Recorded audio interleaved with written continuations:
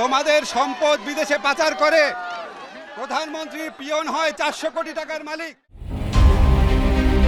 আল্লাহ আছেন, আমাদের সবাইকে একদিন জবাব দিতে হবে। দায়িত্ব পালনের সময় বারবার অযাচিত সমালোচনার মুখে পড়ে সামাজিক যোগাযোগ মাধ্যমে নিজের ভেরিফাইড ফেসবুক আইডিতে বুধবার এক ক্ষোভ ভরা পোস্টে এই মন্তব্য করেছেন আইন উপদেষ্টা অধ্যাপক ডক্টর আসিফ নজরুল। সম্প্রতি মুক্তিযোদ্ধাদের সংজ্ঞায়ন নিয়ে একটি ভুল সংবাদকে কেন্দ্র করে আসিফ নজরুল এবং তার পরিবারের বিরুদ্ধে সমালোচনার ঝড় ওঠে। তিনি জানান, দু একজন আমার পরিবারকেও ধিক্কার দিতে থাকে, কিভাবে আমি এমন আইন করলাম, অথচ বাস্তবে এটি করেছে মুক্তিযুদ্ধ বিষয়ক মন্ত্রণালয়।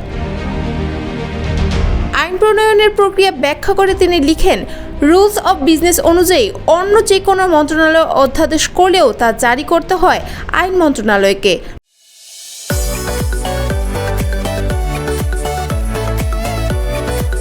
পৃথিবীর প্রায় সব দেশেই এটাই প্রচলিত। তিনি উদাহরণ দিয়ে বলেন, বাংলাদেশে এনবিআর নিয়ে অধ্যাদেশ করেছে অর্থ মন্ত্রণালয়, কিন্তু সেটি জারি করতে হয়েছে আইন মন্ত্রণালয়কে।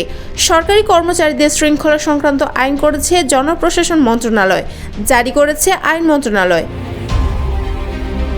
আসিফ নজরুল বলেন, অতীতে যত অধ্যাদেশ হয়েছে সেগুলোর প্রথম পাতায় আইন মন্ত্রণালয়ের নাম থাকলেও তা অন্য মন্ত্রণালয়ের উদ্যোগে হয়েছে, ভবিষ্যতেও হবে। আইন মন্ত্রণালয়ের কাজ কেবল সেগুলো আনুষ্ঠানিকভাবে জারি করা, এতে আমাদের কোনো নীতি নির্ধারণী ভূমিকা নেই। আইন উপদেষ্টা হিসেবে নিজের সীমাবদ্ধতা স্বীকার করে তিনি বলেন, আমরা কেবল আইন মন্ত্রণালয়ের বিষয়গুলোতে নিজের উদ্যোগে আইন করতে পারি, যেমন দেওয়ানি কার্যবিধি সংশোধনী বা বিচারপতি নিয়োগ সংক্রান্ত আইন, কিন্তু অন্য মন্ত্রণালয়ের বিষয়ে আমাদের আইন করার এখতিয়ার নেই।